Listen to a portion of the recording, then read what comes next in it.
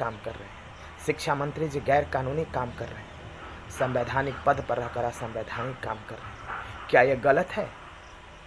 क्या ये गलत है? अगर गलत है तो मुझे सजा दिया जाए, सजा दिया जाए। मैं कोई डायरेक्ट इल्ज़ाम शिक्षा मंत्री जी पर नहीं लगाता इस कॉल के बारे में, लेकिन अगर उनके नाम लेकर के मुझे गालियां दी जा रही है, जान से मारने की धमकी दी जा रही है, तो क्या यह संशय की स्थिति पैदा नहीं करता? क्या यह संशय की स्थिति नहीं पैदा कर सकता? क्या शिक्षा मंत्री ही सिर्फ रहेंगे? क्या शिक्षा मंत्री संविधान से ऊपर है? क्या शिक्षा मंत्री इस राज्य और देश से ऊपर है महोदय? क्या शिक्षा मंत्री जो चाहेंगे उसके अनुमोदन कर देंगे और वो कर देंगे? क्या राज्य सिर्फ शिक्षा मंत्री जी का है और किसी का नहीं है?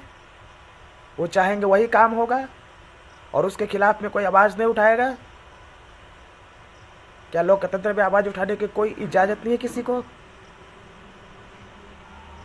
मैं यही पूछना चाहता हूँ माननीय मुख्यमंत्री महोदय, महामहिम राज्यपाल महोदय से और माननीय उच्च न्यायालय के मुख्य न्यायाधीश महोदय और न्यायाधीश महोदय से कि हमारे संवैधानिक अधिकार का संरक्षण किया जाए।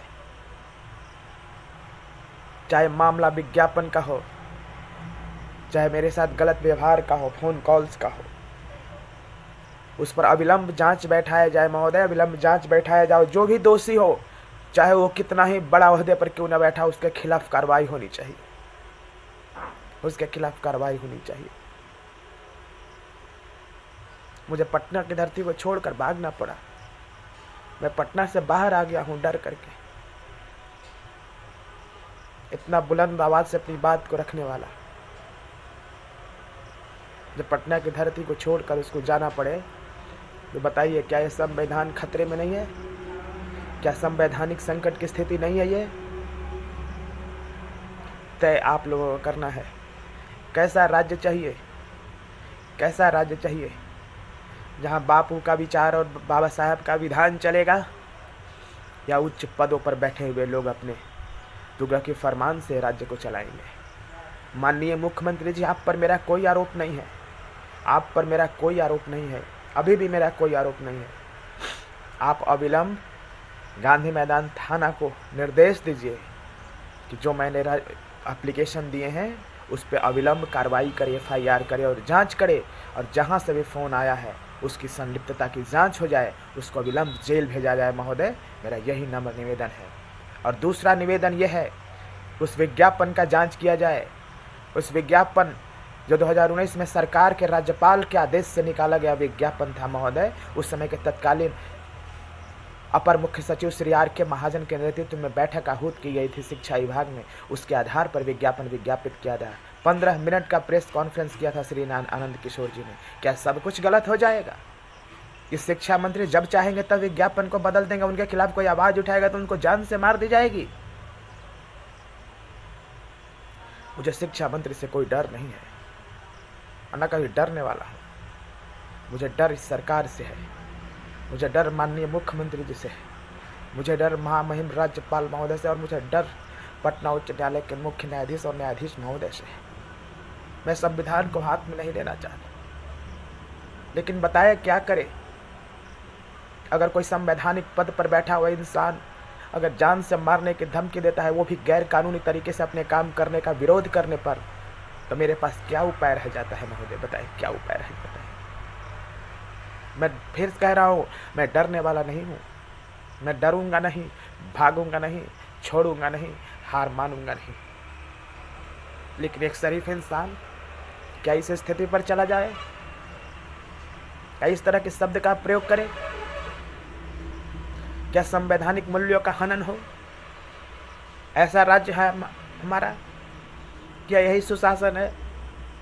क्या यही सुशासन है कि शिक्षा मंत्री किसी को जान से मारने की धमकी देंगे और उनके ऊपर कोई कार्रवाई नहीं होती पिछले 24 घंटे में? तो यही पूछना चाहता हूं माननीय मुख्यमंत्री जी आपसे। आप पर मेरा कोई आरोप नहीं है, आप पर मेरा कोई आरोप नहीं है। इस मामले को संगीन गंभीरता से देखा जाए, चाहे मामला मेरे फ़ोन कॉल्स और जान से मारने की धमकी हो या फिर विज्ञापन का मामला हो। विज्ञापन को रद्द करने का अधिकार किसी को नहीं है। किसके अधिकार है जो 3 साल तक हमारी ज़िंदगी को खरीद ले? 3 साल तक 30,675 जो मेरिट लिस्ट में चयनित हुए हैं अभ्यर्थी विज्ञापन के अनुसार, उस 3 साल तक उन्होंने मेहनत किया और 3 साल के बाद अब विज्ञापन को बदल सकते हैं। अगर विज्ञापन बदला जाएगा तो आपको 3 साल का कंपनसेशन देना पड़ेगा। ऐसे कैसे बदल देंगे? और उच्च अधिकार पर बैठे हुए अधिकारी अपने मनमानी तरीके से सारे काम को चला रहे हैं और कर रहे हैं महोदय, और आप इस पर कुछ नहीं बोलते। इसीलिए मुझे अफसोसन बोलना पड़ता था। पटना की धरती पर मैं पिछले 2 महीने से चिल्ला रहा हूँ और अंत में मुझे जान से मारने की धमकी दी जाती है। इसी का अफसोस है मुझे, और इसलिए मैं ये वीडियो जारी कर रहा हूँ। मैं भी पटना से बाहर हूँ, लेकिन मुझे संशय की स्थिति से न देखा जाए। मैं एक कॉल पे पटना आ जाऊँगा। मैं भागने वाला नहीं हूँ, मैं भगोड़ा नहीं हूँ, मैं कहीं जाने वाला नहीं हूँ। मैं यही हूँ, इसी धरती में पला बड़ा, इसी में जन्म लिया और यही बनूंगा। लेकिन सरकार में बैठे हुए शिक्षा मंत्री जो कर रहे हो, करवा रहे हैं, वो बहुत गलत है, बहुत गलत है, बहुत गलत है, और इसका अंजाम बहुत बुरा होगा, बहुत बुरा होगा। अविलंब माननीय शिक्षा मंत्री जी की संलिप्तता की जांच की जाए और माननीय शिक्षा मंत्री जी ने गलत तरीके से जो विज्ञापन के चयन प्रक्रिया को बदला है उसकी जांच की जाए, और अगर गलती पाई जाए महोदय, कार्रवाई होनी चाहिए। भाई इसलिए वीडियो बना रहा हूँ। सब लोग जानता, मुझे पहचानता, इसमें कोई चेहरा चमकाने की जरूरत नहीं है। मुझे नेता नहीं बनना है। मैं एक अभ्यर्थी हूँ, मैं एक शिक्षक हूँ, बहुत बढ़िया शिक्षक हूँ, NIT से पढ़ा हूँ, तो मुझे चेहरा चमकाने की जरूरत नहीं है। मुझे नेता नहीं बनना महोदय, लेकिन ये गलत व्यवहार करते हैं, इस गलत व्यवहार का जवाब होना चाहिए।